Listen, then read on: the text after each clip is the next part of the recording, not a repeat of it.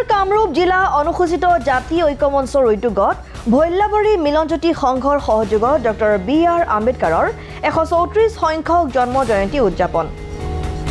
কামৰূপ জিলাৰ অন্তৰ্গত ভৈল্লাবাৰী প্ৰাথমিক বিদ্যালয় খেলপথাৰ প্ৰাংগণত উত্তৰ কামৰূপ জিলা অনুসূচিত জাতি ঐক্য মঞ্চৰ উদ্যোগত ভৈল্লাবাৰী মিলনজ্যোতি সংঘৰ সহযোগত ভাৰতৰত্ন ডক্টৰ বি.আৰ. আম্বেদকাৰৰ 134 সংখ্যক জন্ম জয়ন্তী উদযাপন কৰা হয়। সেই অনুসৰি পুৱা পতাকা উত্তোলন কৰে সভাপতি প্ৰবীণ তালুকদাৰে।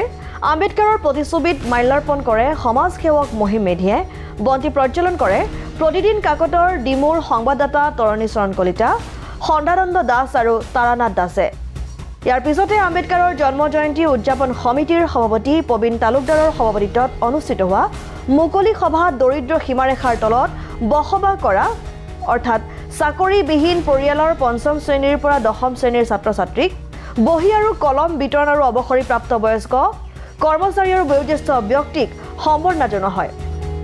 সভাত শিশু শিল্পী প্ৰাচুৰ্য দাসে গীত পৰিৱেশন কৰি ৰাইজক আপ্লুত কৰে।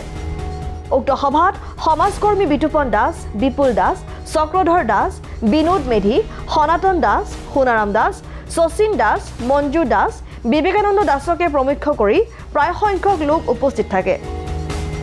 সভাৰ আঁতৰে প্ৰকাশ দাস আৰু নৱজিৎ দাসে। সভাৰ শেষত শলাগৰ শৰাই আগবঢ়াই উত্তৰ কামৰূপ জিলা অনুসূচিত জাতি ঐক্য মঞ্চৰ সাধাৰণ সম্পাদক পংকজ দাসে।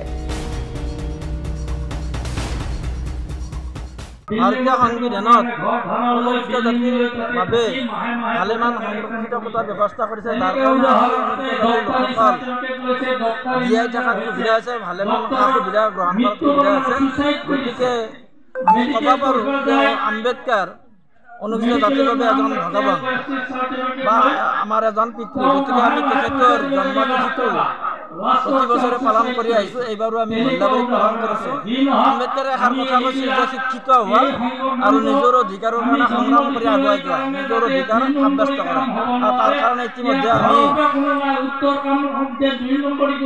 দুখীয়া যিবোৰ দৰিদ্ৰ সীমাৰেখাৰ তলত বাস কৰা পৰিয়ালৰ ল'ৰা ছোৱালী আছে তেওঁলোকক আমি বিনামূলীয়া খাই পাঠদানৰ লগতে বিনামূলীয়া বহি কলম এইবোৰ প্ৰতি বছৰে দি আহিছোঁ। এইবাৰ